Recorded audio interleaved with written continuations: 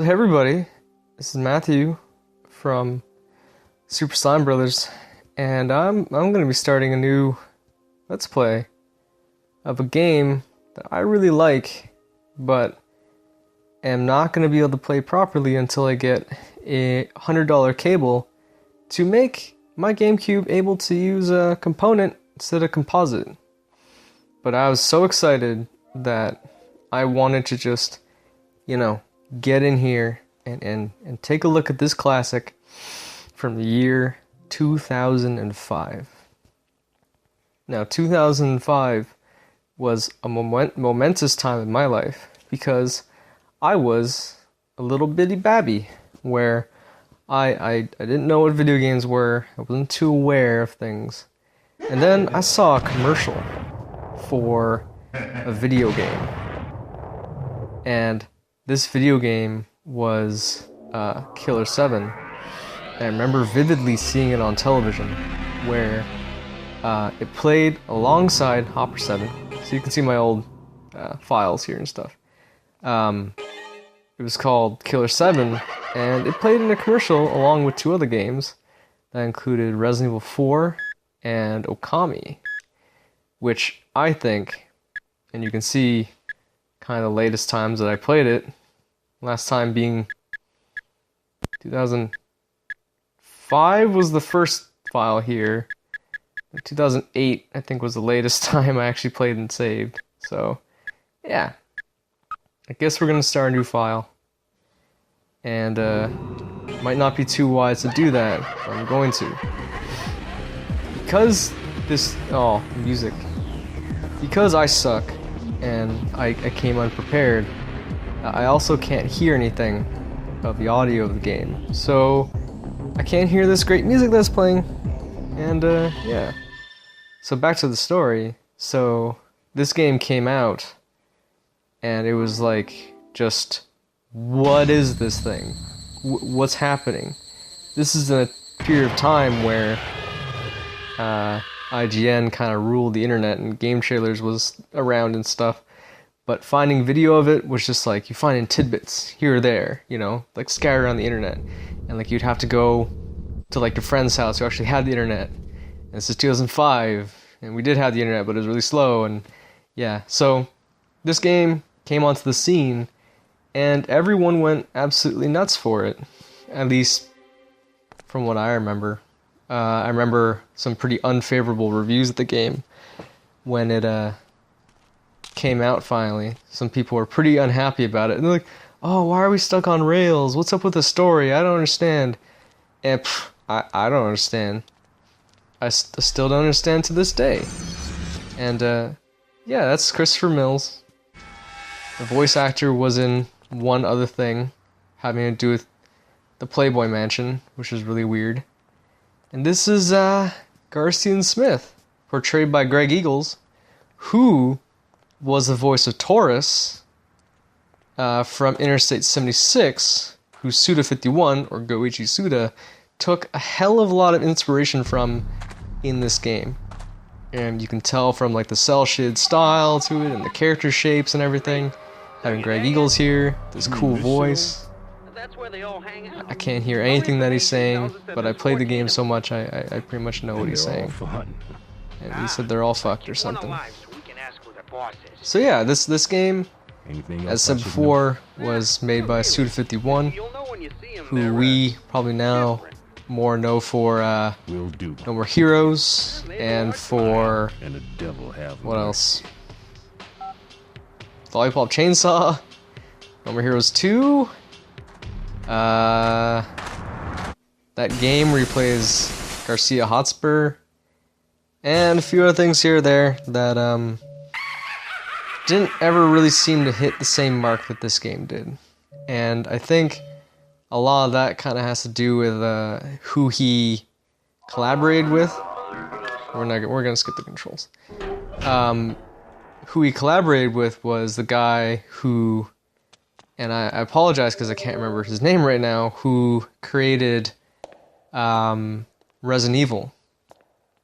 So yeah, basically you had sort of a relative unknown, very auteurish kind of video game director, creator who made Flower, Sun, Rain, Silver Case, and a bunch of other games like that, which are very like story driven, very like, you know, experience kind of like first, less about gameplay kind of stuff. And then you have someone who created basically like the essential survival horror video game of all time.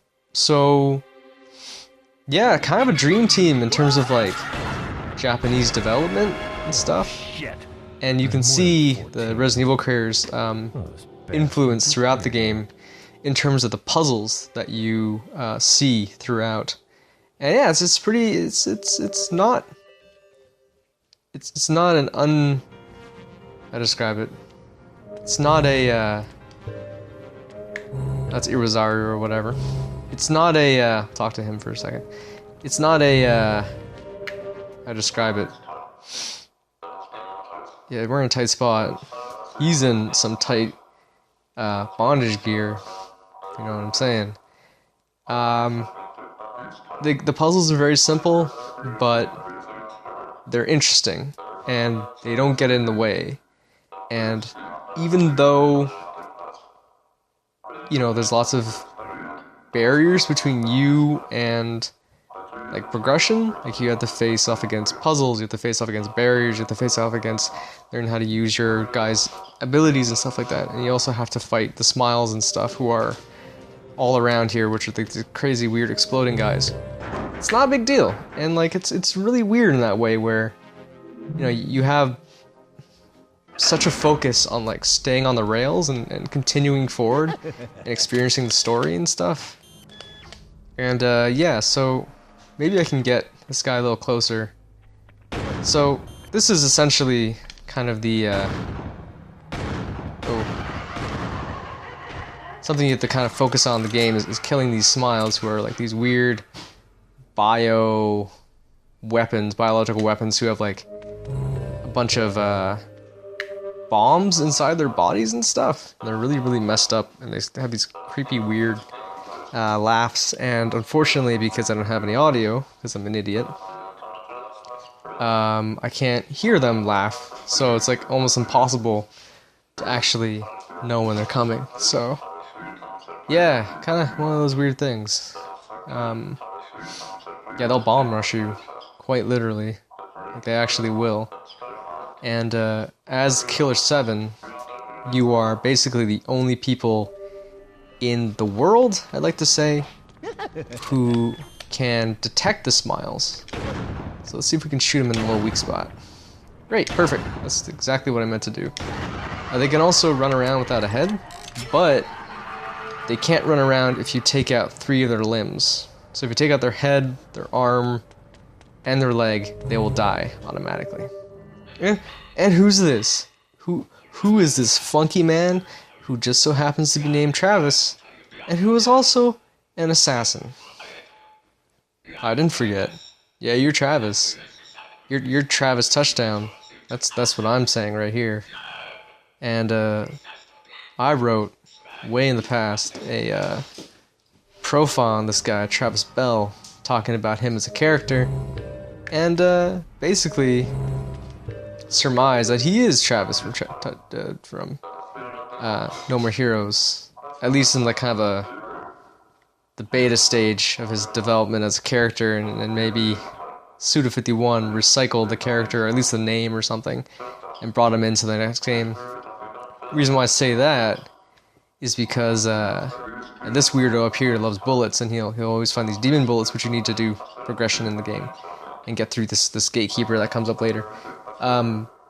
But in No More Heroes, there's an interesting nod to Killer7 in 2 ways. One, in the game you collect these, what are they? They're like these weird balls. I think they're dodgeballs that give you powers, and they're all in reference to the characters from No More Heroes. Killer7. And also, what else was there? Something else I was gonna say. Also, this guy. Hold on, it's really important that you kill this guy.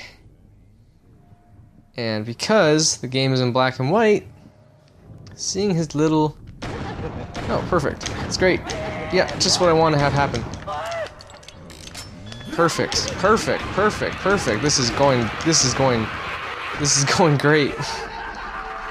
Oh God, help me. Why did I do this in black and white? Why did I forget how to play the game? That's another good question.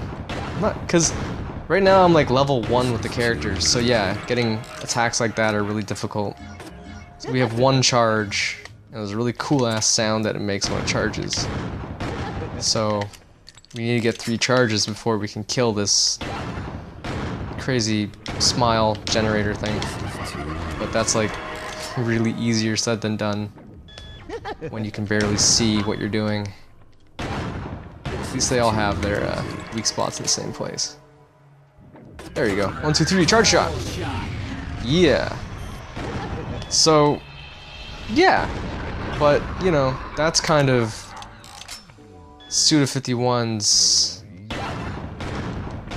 thing as a director, much like some other directors where they use the same characters over and over and over again in different games. I don't know if you guys know, but there's a guy who I love named Swery, who created Deadly Premonition, and also a game called Spy Fiction.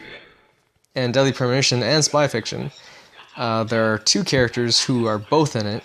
One named Forrest Kaysen, who's in Spy Fiction and Deadly Premonition, and who's also in D4, which is his latest game. So yeah, game developers get attached to characters, and they get attached to names, and they get attached to stuff like that, just like anyone else. And yeah, they end up putting them in their games and stuff, and that's pretty cool. So yeah, you know, it's something that I can appreciate, and something that I really like about these games, where you're just like, yeah, you know, these games have a kind of identity, and there's a continuity through the creator rather than the games itself, because No More Heroes and Killer7 couldn't be any more different than they already are. The Hellion being Dan. I'll have to go through the menu, and then I think I'm gonna stop recording because, yeah, it doesn't look very good. It probably won't sound good because I'm recording the audio right now off my cell phone because I'm an idiot and I forgot my microphone. But yeah, also, I was gonna say, in No More Heroes, at the very end of the game, and this isn't a spoiler because it's not even like a thing, you get attacked at the end of the game. And who you get attacked by is a guy named Pluto, which really isn't a reference to anything. Not really. But, Pluto shares the same voice with, Garcia and Smith. So you kind of think maybe they're related or something. Anyways, I'm probably gonna stop here, I'd say. And, we'll go through some of the menus and stuff, and then we're gonna quit. Dan's probably my favorite character. He's the reason why I have, sideburns. And I still have sideburns. Anyway, but in your menu, you can see the different Smiths that you can inhabit.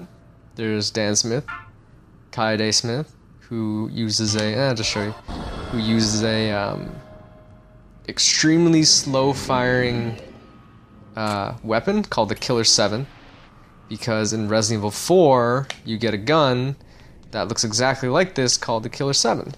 So that's why it's some weird Capcom continuity there. Anyway, you also get Coyote, who in the game has super jumping abilities, so you can jump on stuff, though there's no jump button. He's also got a charge shot, which does like pretty good damage. And right now we have Consmith, who's like a super speedy guy, and he can use, I'll just show you here. So he can go like this, and he goes really fast. Ooh. Kind of a useless power in the game, considering the enemies you're kind of up against. Because if you use this and then you end up fighting or running into a bunch of smiles, you'll die, and that's not good. But yeah, he's got some pretty cool guns actually. And Khan, when you level him up to level 5, totally becomes probably one of the best guys in the game, just because he can unload so many bullets. And he's pretty powerful. The other guys are Master Smith and Kevin Smith. Master Smith is a luchador guy, and he's pretty cool. He's got grenade launchers, and Kevin Smith is not related to the actor, director at all, but he's an albino with sunglasses and throws knives and can go invisible. So yeah, that's Kunlan, our target, who's apparently a reincarnation of some kind of ancient Buddhist devil or something. Not really a spoiler there. It's just kind of weird. Also, pigeons, apparently. You can't really see it because it's so dark. But, you get these memos throughout the game. And, apparently, the memos are all named after Bond girls, I think, or something like that. So that's something. So yeah, that's Killer7 right now. I'm getting that component cable. That's gonna look a little bit better. So yeah, look forward to that, and not gonna emulate because there's places where you can't progress. So yeah, I'm gonna brush up on my lore, and I'll be back in a little bit. So sit tight, and yeah, okay.